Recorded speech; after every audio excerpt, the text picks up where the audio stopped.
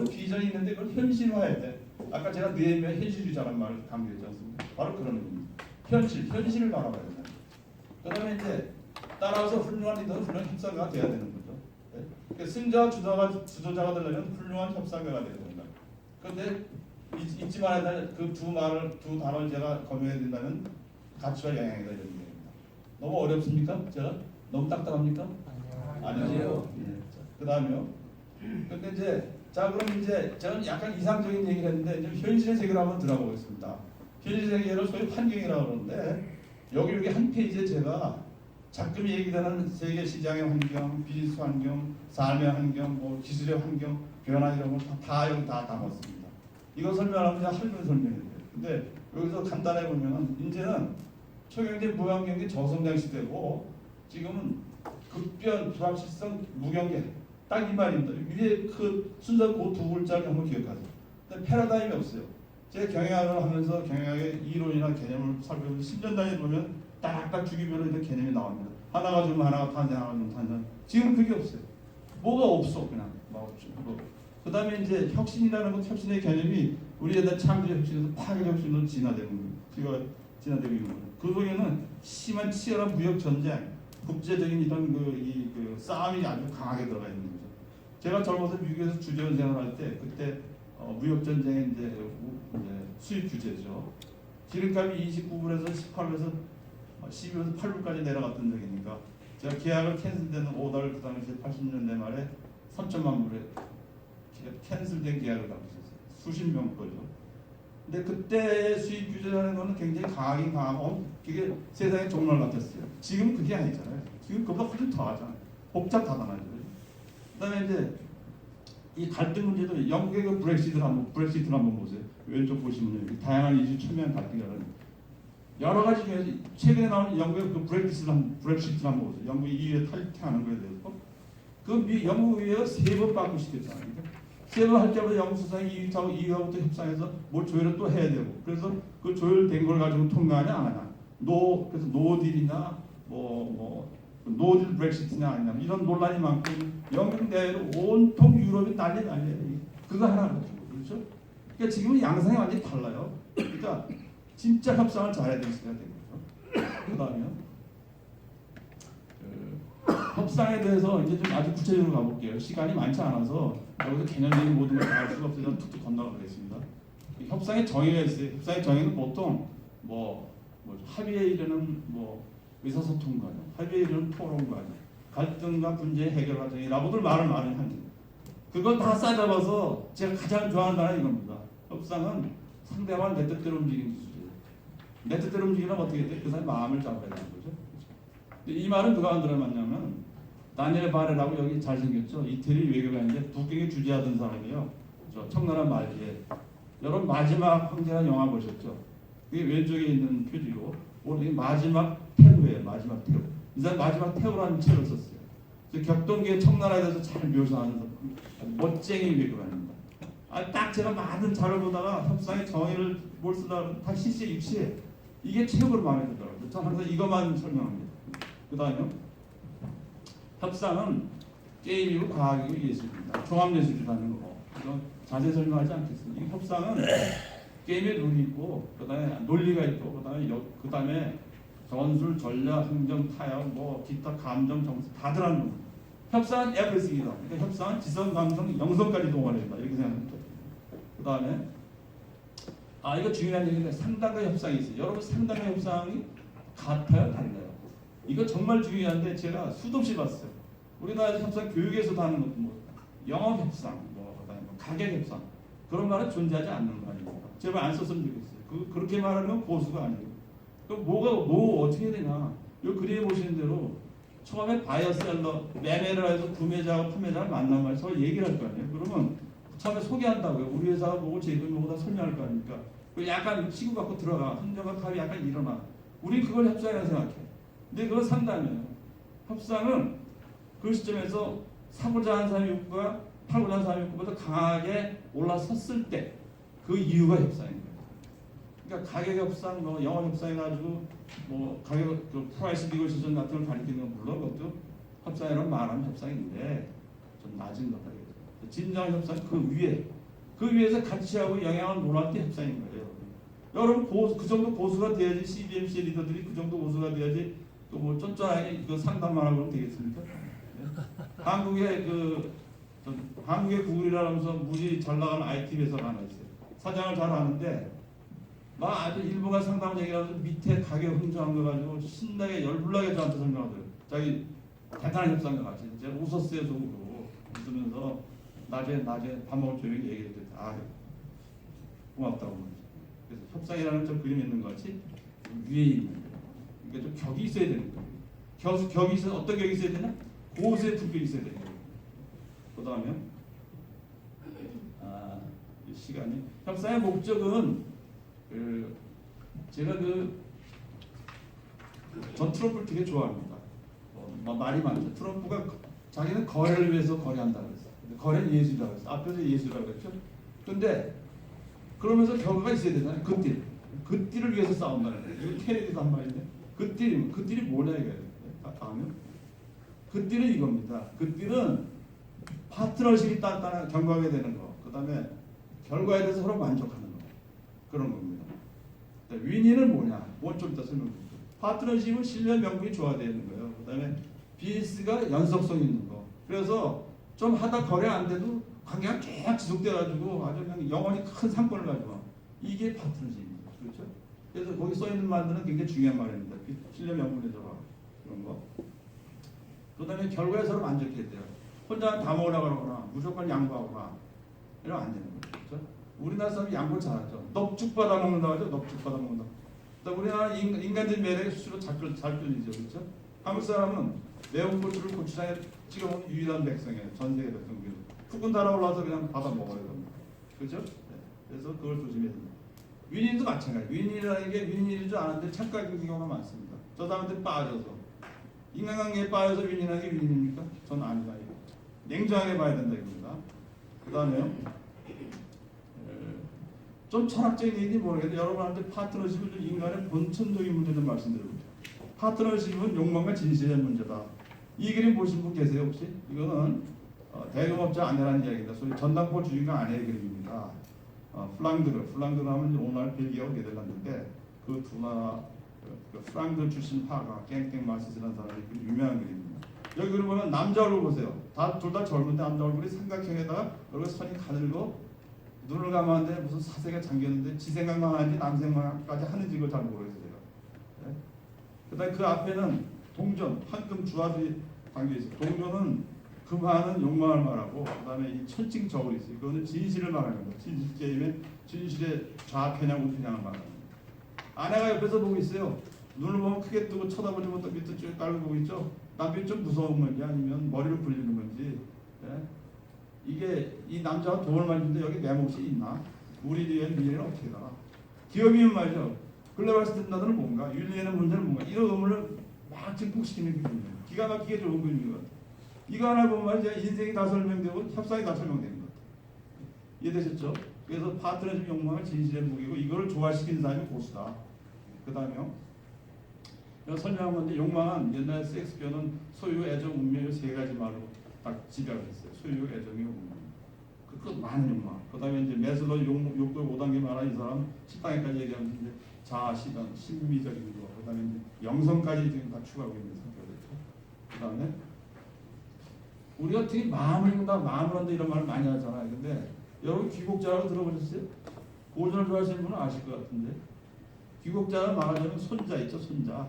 손자보다 윗사람입니다. 그리고 손자, 방향, 그 다음에 이제 중국의 그 춘종 시대 그 전략 있지 않습니까? 전쟁을 하는데 행적으로 힘을 모으냐, 정적으로 힘을 모으냐 이런 합종 연행이라고 그러죠. 그런 그 책략가들의 원조입니다. 원조. 옛날 춘종 시대라는 거는 그 모략과 책략의 아주 시대죠. 우리는 그 냉정함을 좀 배워야 될 것 같아요. 현재 북핵 사태 같은 거. 우리가 아무리 크리스찬 리더들이면 더 냉정하게 배워야 될 것 같아요. 근데 마음을 어떻게 읽냐는 거냐면 귀국자에게 이거예요. 동전이 있으면 정면과 반면 있잖아요. 앞면 뒷면 있잖아요. 이게 싹 뒤집힐 때 변하는 모습을 포착해야 된다는 거죠. 그래서 그걸 가지고 묵상을 헤아려가지고 딱 해서 야 저놈의 생각은 저거구나 딱 잡아야 된다. 그게 마음을 읽고 마음을 하는 거예요. 그 다음에 자, 우리가 그 잊지 말아야 될 게 있어요. 여러분 이세돌하고 알파고하고 대국할 때 이세돌이 돈 얼마 받았는지 아세요? 10만 불. 또 이세돌이요 이기면 100만 불을 받고 지면 10만 불을 받게 되죠. 그거는 근데 유니세프하고 어제 그 도네이션 하는 금액으로 가는 거고 기본적인 대국은 대국민 14만 불하고 그다음에 다섯 번째 한 번 이겨서 그 2만 불 16만 불입니다. 그러니까 실제로 이세돌은 주머니에 들어간 게 17만 불에서 세금 뺀 것밖에 자기 손에 이마에 포켓한 것밖에 없어요. 근데 이게 제가 그걸 보면서 이게 참 씁쓸하더라고요 정말. 네? 근데 구글은 알파고는 그건 어떻게 된 거예요? 구글의 전략은 지난 20년 동안 M&A 전략입니다. 그래서 그러니까 많은 스타트업을 이렇게 M&A해서 다 죽이고 하나만 성공하면 히트치면 대박 나는 거예요. 일례로 손정희가 저 옛날에 거의 망가지다시피 하다 알리바바에 2,000배 먹었지 않습니까? 그렇죠? 그런 거죠. 그런 게 구글의 전략이에요. 그래서 이 사람들이 이 대전을 홍보로 쓰면서 전후좌우 이 홍보 효과를 써서 상장주식, 비상장주식, 기타 여러 가지 투자자산에 대한 이 수익이 15억 달러 이상 올라갔다는 선이 있습니다. 제가 눈으로 확인하지는 않습니다. 우리는 뭐냐 이게 이 세대 딴 불쌍하더라고요. 여러분 얼마 부르시겠어요 그때 보면? 저는 최소한도 5천만 불은 불렀어야 된다고 생각해요. 정말 화딱 나더라고요. 그다음에 이제 또 하나는 뭐냐면 이 구글의 앤디 그룹을 비행기 타고 비행기에서 기자들한테 한국은 대단한 나라야. 계약서 초안을 보냈더니 말이죠. 하루 이틀 식사해서 와서 대단한 나라. 그게 대단한 겁니까 여러분? 계약서를 받았으면 한 달 동안 연구를 해서 그걸 답을 보내야 되는 거 아닙니까? 네? 미국 사람들은 변호사를 써가지고 그냥 다 분해해서 이렇게 그냥 권리 의무 리스크 다 확인한 다음에 상당한 시간을 소요하잖아요. 우리는 그게 너무 약해요. 근데 언론이고 어디서든 그런 얘기 자세하게 나오는 걸 본 적이 없어요. 단 한 분, 우리나라 판사적인 그런 분 한 분 계세요. 그래서 또 하나는 이게 놀라운 게 앤디 그룹 이 사람들이 다 이 유태계들 아닙니까? 이 앵글로색슨의 야수성, 명리성 이걸 기회로 삼아서 우리가 돈을 벌겠다는 그 생각. 이게 지독한 협상가들이죠. 시장인간 문화를 모르면은 생각해보세요. 시장인간 문화를 몰라서 그 사람들의 생각을 마음이 읽을 수가 있어요? 그 마음을 읽지 않으면 마음을 얻을 수가 있나요? 그죠? 이게 딱딱한 얘기겠지만 아주 부드러우면서 딱딱한 얘기들이고. 그래서 참 이세돌 보면 제가 참 많이 아직도 안타까워요. 저는 사실 1억 불 불렀으면 좋겠어요. 한번 그런 저한테 그런 프로모터에 기회 준다 그러면 전 노코미션 1억 불 불러보겠어요. 그 다음에 춤추는 회의라는 말 들어보셨죠? 이거는 여기 키신저가 보이는데 키신저 얼굴 다 아시죠? 한번 상해가는데 어디서 목소리 들은 사람이 보이더라고요. 고연돌면 키신저가 있어요. 키신저가 이렇게 시꺼먼한 위에다 잘하고 좀 목을 싹 누고 하는 때 키신저. 여기 옆에 보면 우리나라 대사하던 로버트 슈나이더라는 사람하고 같이 있더라고요. 그래서 제가 키신저 생전 본 적이 없는데 이런 기회가 있어요. 그래서 Hello, Dr. Kissinger, how are you doing? 하고 또 말씀 걸었죠. 그랬더니 how are you? 넌 누구냐고 그래서 이제 한국 사람이다. 어쩌고저쩌고 좀 인사했습니다. 근데 키신저가 이 외교 공부를 할 때 이 가운데 있는 사람이 오스트라시아 메테린이라는 사람인데 이 사람이 그 외교술 연구에서 박사를 땄어요. 근데 이게 이제 나폴레옹이 멸망했을 때 프랑스 유럽의 모든 시스템을 다 이제 국가 체제를 정비할 때 주역이죠. 근데 실제로 그 뒤에 있는 게 프랑스의 딸레랑이라는 사람인데 이 사람은 외무장관인데 패전국 외무장관인데 갑이 됐어 갑이. 그 긴 얘기는 다 제가 설명하고 패전국 외무장관하고 갑질을 했어요. 그래서 아주 최고 요리사를 동원해서 파티도 하고 이럴 텐데 2년 동안 이 여러 나라 왕들하고 이 회담이 전전할 때 공전할 때 주역을 한 겁니다. 의리면서 주역했어요. 의리면서 두목대장, 골목대장을 다 했어요. 그러니까 우리 그걸 배워야 된다 이래요. 그 당시에 러시아 황제 뭐 이런 사람들은 다 저기 가서 어떻게 하면 모리스 따라라한테 이 다리 놓을까 이것만 생각하고 있어요. 그래서 우리 굉장히 현실주의적이면서 우리 현실에서 주도적인 역할을 해야 된다 이런 걸 제가 강조하기 위해서 이거 소개한 겁니다. 베이가 춤추고 아무것도 안 하는 사이에 노는 사이에 다 실질을 챙기고 냉정하게 아주 냉혈동물이죠. 그다음에요.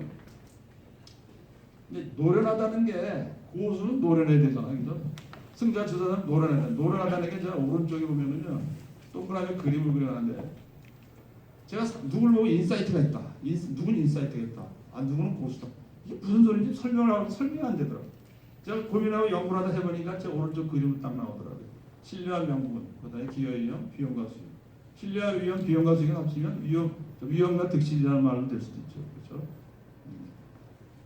요 세 개를 잘 저울질하면서 삼은 완전 숫자입니다. 완전하게 조합하면서 경쟁할 거냐 협력할 거냐를 정하는 거.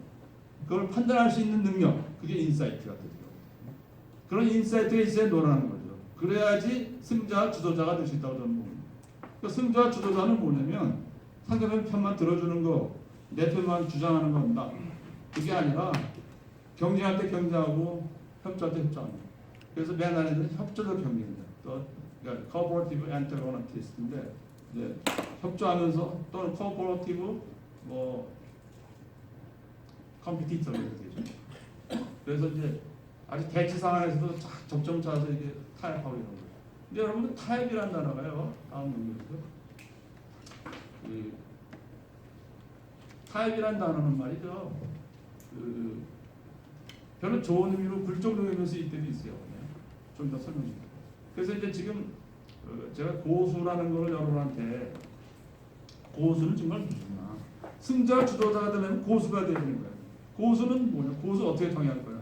여러분 한번 정해보세요. 한 5초 동안 한번 저한테 들은 얘기 중심으로 여기 무슨 단어를 터뜨리면 좋겠냐 한번 성경 한번 뭐랄까 고심 한번 해보세요. 고수는 말이죠. 이미 다 말씀드렸어요. 다음요. 고수는 통찰하고 인사이트가 있고 노련한 사람. 두 번째는 욕망을 지시의 주관자. 여기 욕망을 지시의 현실이라는 말 한번 생각해보세요. 현실. 내악한 현실을 주무르는 사람. 그 다음에 신뢰한 명분의 조합. 이 신뢰한 명분이요. 이게 사람 죽이는 게 신뢰한 명분이에요. 이런 적이 있었어요. 프랑스에 그 오페라 하우스가 바스티유, 정명훈 씨 감독하던 바스티유하고 오페라 가르넬이라고 두 개가 있었는데 이 한때 그 두 개에서 공연해가지고 대박이 났어요. 대박이 났는데 그 당시 총감독인 니콜라스 포이라는 사람은 잘렸어. 왜 잘렸냐 그랬더니 프랑스에서 하는 말이 발레하고 음악은 예술이지 장사가 아니다. 그러니까 뭐냐면 흥행을 목적으로 하는데 예술을 너한테 추구하라고 이 총감독을 맡겼는데 넌 일을 잘못한 거고. 그러니까 프랑스의 도도한 문화적 자부심 그게 명분이에요. 실리이익이에요. 그러니까 이게 우리 잘 읽어야 되는 거죠. 경우에 따라. 물론 프랑스가 꼭 맞다는 건 아닙니다. 그래서 신뢰한 명분. 그다음에 아까 말씀 시간, 인간 문화에 대한 이해와 대응. 그다음에 이제 중요하죠. 머리, 가슴, 배짱을 총동원. 머리만 동원하면 3분의 1. 머리, 가슴, 배짱, 머리, 가슴까지 동원하면 3분의 2. 머리, 가슴, 배짱까지 동원하면 3분의 3입니다. 그다음에 마음을 또 마음을 얻는. 그다음에 이제 경쟁하면 손을 잡는. 고수는 말이죠. 경쟁하면 손 잡는 사람이에요. 그래서 타협관계 대타협가요. The Great Compromise. 미국 사람이 He is a Great Compromise는 그 사람 아주 진짜 고수야 이런. 근데 타협이라는 말이 사실 불종적이라는 의미가 좀 들어있다고 했잖아요. 우리한테 느껴지는 게 있어요. 특히 중동 이슬람교에서 그렇습니다. 옛날에 그 이란 인질 사태가 났을 때 당시 유해상 총장이 모스제 사람이죠. 대통령과장 그 사람이 가서 나는 미국과 이란의 이 사태에 대해서 내가 타협을 주도하러 왔다 그랬어요. 다 난리 났어요. 폭동 났어요. 그 사람 죽이려고 하고. 타협은 불종적인 그러니까 문화도 중요한 겁니다. 그래서 제가 오늘 여러 가지 얘기 드렸는데 제가 여러분들 드리려고 했던 말씀은 협상이 중요한 시대가 됐다. 너무 중요하다. 개인의 삶이나 비즈니스나 킹덤 카페 리더들은 훌륭한 유능한 협상가가 되는 그냥 협상가가 아니라 고수가 되는 거예요. 그래서 이제 질문이 두 개가 있습니다. 하나는 승자 주도자의 길은 뭐냐? 고수란 어떻게 형성되는가? 고수가 뭐냐는 이 질문이 두 개입니다. 그래서 자료 다시 펼쳐드릴 수도 있는데 보시면서요. 토론을 각자 토론한다. 어떤 토론을 하시냐면 여러분 중에서 아무 협상, 개인 집안일이든 비즈니스든 거기까지 관계 이러한 협상에 대해서 한번 상기하시면서 잘된 거 못된 거 있을 거 아닙니까? 내 것도 남의 거. 거기 들어 예를 들어서 한번 토론을 편하게 해보시면서 그렇게 해서 나는 정말 진정한 보수였나? 나는 승자였나? 나는 주도자였나? 나는 떠도 왜 아니었나? 이런 거 한번 이렇게 편안하게 얘기를 나눠보시기 바랍니다. 좀 토론 시작하시죠.